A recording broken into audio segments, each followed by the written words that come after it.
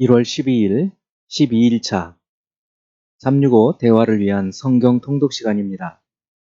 오늘 함께 읽으실 말씀은 출애굽기 21장부터 23장까지 말씀이고, 여러분 개인적으로 깊이 묵상하실 말씀은 출애굽기 21장 1절에서 6절까지 말씀입니다. 말씀의 개요를 나눕니다. 하나님께서는 이제 율법의 핵심인 십계명과 함께 당시 현실에 필요한 법들을 주십니다. 언약 법전이라고 하는 20장 22절부터 23장 마지막까지는 전문, 법전 1, 법전 2, 법전 3, 법전 4, 그리고 마지막 후기로 되어 있고, 공의와 자비의 정신이 담겨져 있습니다.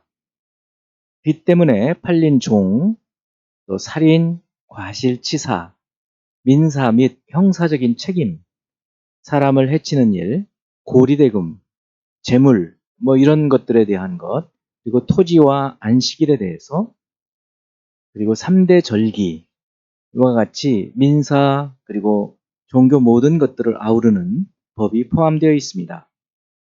남에게 피해를 입히면 공의에 따라 보상해야 하며 종의 권리도 보장하여서 이 율법에는 인권 정신이 담겨져 있습니다. 특히 여호와 하나님 외에 다른 신과 신의 형상을 섬기는 것을 철저히 금지하는 그 이유는 다른 헛된 신을 따르게 되면 인간성을 파괴하기 때문입니다. 하나님의 형상으로 지음받았기 때문에 그렇습니다. 이방인과 나그네, 가난한 사람, 장애자 등 사회적 약자들에 대한 보호 정신이 이 율법 속에 깊이 담겨져 있고, 이들을 돌보라고 주님은 말씀하십니다.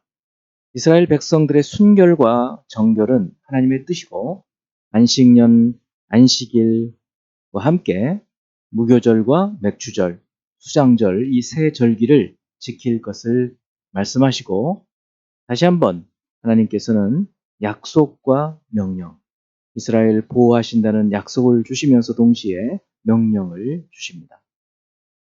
21장 1절은 사회법과 종교법의 서론이고, 2에서 6절은 히브리 남종에 대한 규례, 7에서 11절은 히브리 여종에 대한 규례, 12에서 17절은 사형에 해당되는 죄를 다룹니다. 18에서 27절은 신체 상해에 대한 보상법, 28에서 32절은 소가 사람을 받아 죽였을 때의 보상 규정과 33에서 36절은 타인의 가축에 대한 손해배상을 다루고 있습니다. 22장 1절에서 4절은 도둑질한 경우, 5에서 6절은 이웃의 재산에 손해를 입혔을 때, 또 7에서 15절은 이웃의 물건을 맡았다가 피해가 생겼을 때에 대한 배상법을 다루고 있습니다. 16, 17절은 처녀를 범한 경우에 주어야 될 납폐금에 대해서, 18, 20절은 사형에 처할 죄를 다루고 있고, 21에서 24절은 사회적 약자들에 대한 규례이고, 25에서 27절은 가난한 채무자에 대한 규례와 28에서 31절은 종교적인 규례를 다루고 있습니다. 23장 1에서 3절은 거짓말과 위증에 대해, 그리고 가난한 자라고 편파적으로 두둔하지 말라고 하는 것과, 4에서 5절은 원수의 가축이라도 보호해야 할 것을, 6에서 9절은 정의를 굽게 하지 말 것, 그리고 뇌물을 받지 말고 이방 나그네를 압제하지 말라고 말씀하십니다. 10에서 13절은 안식년과 안식일의 절기, 14에서 17절은 3대 절기라고 할 수 있는 무교절, 맥주절, 수장절 절기를 지켜라는 말씀이고, 18, 19절은 절기의 제물에 대한 규례를 다루고 있습니다. 20에서 22절은 하나님의 인도하시는 사자의 목소리를 청종하고 따를 것. 23에서 28절은 하나님이 인도하시는 땅에 가서 그들의 신들을 경배하지 말고 하나님을 섬기게 되면 이 말 복과 승리를 말씀하시고, 그런 반면에 29에서 33절은 한꺼번에 그 땅의 족속들을 쫓아내는 것이 아니라 조금씩 쫓아내시리라는 말씀, 그리고 이유에 대해서도 말씀하시고, 가나안 땅의 경계와 그 땅 주민과 언약하지 말 것을 명령하고 있습니다. 이제 예수 그리스도를 닮아가고자 하는 우리의 목표를 향한 여행을 위해서 질문하고 대답을 생각해 봅니다. 첫 번째, 21장 2에서 11절을 보면 빚 때문에 종으로 팔린 사람을 보호하고 또 해방해야 되는 법에 대한 것입니다. 이 법의 정신이 무엇일까요? 이 법 속에 들어있는 정신은 여러 가지 생각해 볼 수 있겠지만 사랑의 정신이 있겠고요. 각각에는 노동력을 지나치게 착취하지 못하도록 하는 인권을 보호하는 정신이 그 속에 들어있는 것을 알 수 있습니다. 두 번째, 21장 15 또 17절을 보면 사형에 해당하는 범죄는 재산이 아닌 생명에 대한 범죄로 제한이 됩니다. 생명을 상해했을 때 사형에 처하게 되고 재산에 손해가 있었을 때는 사형에 처하는 죄가 아니 되죠. 그런데 예외적으로 폭행 경우에 부모를 폭행하는 경우, 신체적으로나 육체적으로 저주하는 이런 것은 사형에 해당하는 범죄입니다.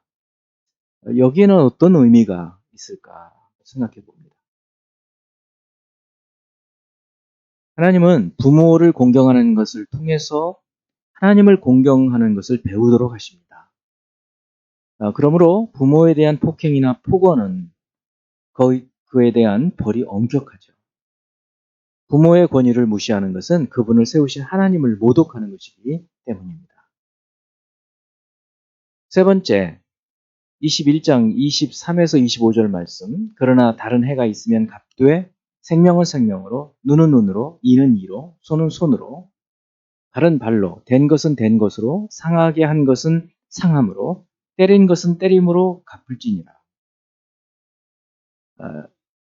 이 18절에서 27절에 폭력과 상해에 대한 5가지 사례들이 나오는데 엄격하죠. 이것을 동해보복법, 탈리온의 공식이라고 하죠. 이 법의 정신이 또 무엇이라고 생각하십니까?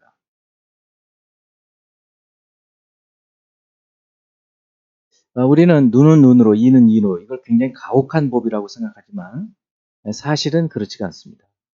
전체적으로 21장 18에서 36절은 율법의 두 번째 부분인데요.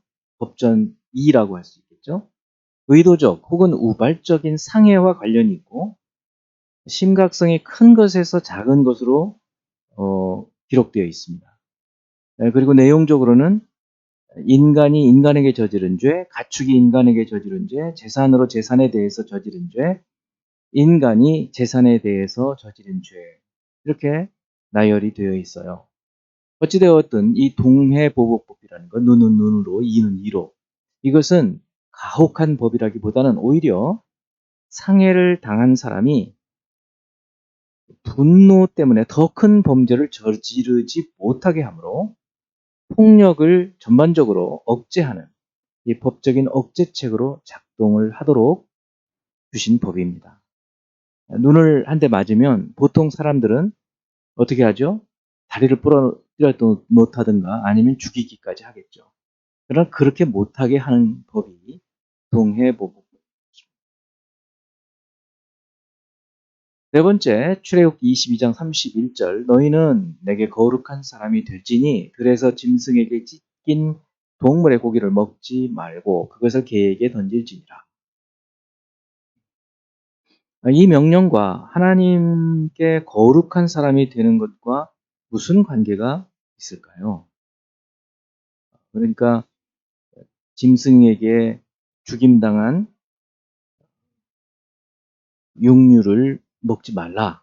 그것과 하나님 앞에 거룩한 사람으로 살아라 하는 것과 어떤 관계가 있을까? 그런 질문이죠. 먹는 것은 사람의 건강에 대단히 큰 영향을 주는 것 우리가 잘 알고 있습니다.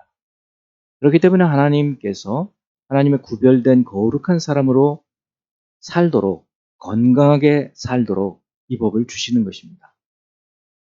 이외에도 이제 레위기에 보면 이런 법들이 많죠. 22장은 재산권의 판례법으로 도둑이나 부주의로 인한 피해가 생길 때 타인의 재산에 대한 책임 한계를 규정해서 이웃들의 분쟁을 끝나게 하고, 17절까지는 도둑에 대한 피해에 대한 11가지 사례, 이것을 통해서 재산 손실의 문제를 처리하고 개인의 재산권 보호에 대한 것이고, 18에서 27절은 앞서서 말한 그 판례법의 후반부 명령, 다음에 나오는 명령으로 넘어가는 전환 본문으로 판례법과 명령들을 결합시키는 부분이에요. 그래서 마지막 이제 28에서 31절은 하나님과의 관계를 다룬 4개의 율법입니다. 다섯 번째, 출애굽기 23장 20절에서 22절입니다. 내가 사자를 내 앞서 보내어 길에서 너를 보호하여 너를 내가 예비한 곳에 이르게 하리니, 약속이죠. 너희는 삼가 그의 목소리를 청종하고 그를 노엽게 하지 말라, 명령입니다. 그가 너희의 허물을 용서하지 아니할 것은 내 이름이 그에게 있음이니라. 네가 그의 목소리를 잘 청종하고 내 모든 말대로 행하면 내가 내 원수에게 원수가 되고 내 대적에게 대적이 될지라. 23장 20절에서 33절은 하나님의 약속과 명령이 삼중 구조를 이루고 있습니다. 20절의 약속, 21, 22절의 명령, 23절의 약속, 24, 25절 전반부의 명령, 그리고 25절 후반부와 31절의 약속, 그리고 32, 33절의 명령에서 앞에서 제시된 명령을 지켰을 때 더 구체적인 결과, 이런 것들을 말씀하고 있어요. 왜 이렇게까지 세 번이나 구조적으로 삼중 구조를 이루면서 명령과 약속과 명령이 거듭되어 나타날까요? 그것은 이 하나님의 약속을 따라서 명령을 지키고 사는 것이 얼마나 앞으로 이스라엘 자손의 장래의 사활적인 문제인가 하는 것을 강조하기 위해서 거듭 반복해서 이것을 꼭 지키도록 하고 계시는 것입니다. 하나님의 사랑의 발로에서 말씀을 듣고 지켰을 때 복이 있고, 그렇지 않을 때에는 하나님의 진노와 재앙이, 징계가 있음을 말씀해 주시는 것입니다.